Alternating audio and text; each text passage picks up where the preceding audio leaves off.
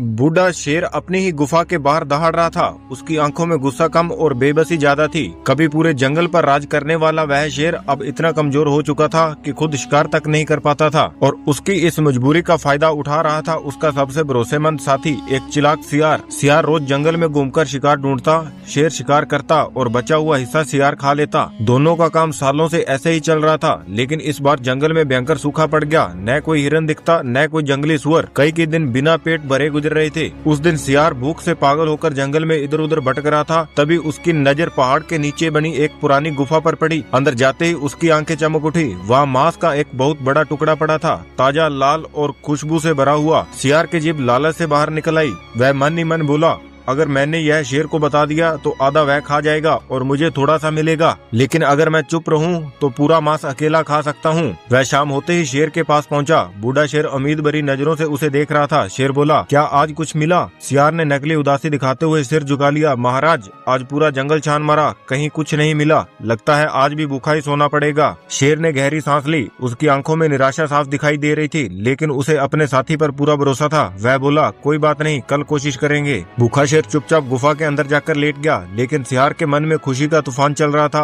आधी रात होते ही वह दबे पांव फिर उसी गुफा की तरफ भागा। चारों तरफ सन्नाटा था। पेड़ों की टहनियां हवा से डरावनी आवाज कर रही थी, लेकिन सियार के दिमाग में सिर्फ मांस घूम रहा था। जैसे ही उसने मांस के टुकड़े पर छलांग लगाई, तभी रस्सियों का भारी जाल ऊपर से गिर पड़ा। सियार बुरी तरह उसमें फंस गया। उसके पैरों में रस्सियां कस गई। वह जितना छूटने की कोशिश करता उतना ही उलझता जाता। तभी उसे समझ आया, वह मांस शिकारियों का बिछाया हुआ जाल था। सियार डर के मारे चीखने लगा, बचाओ, कोई मुझे बचाओ।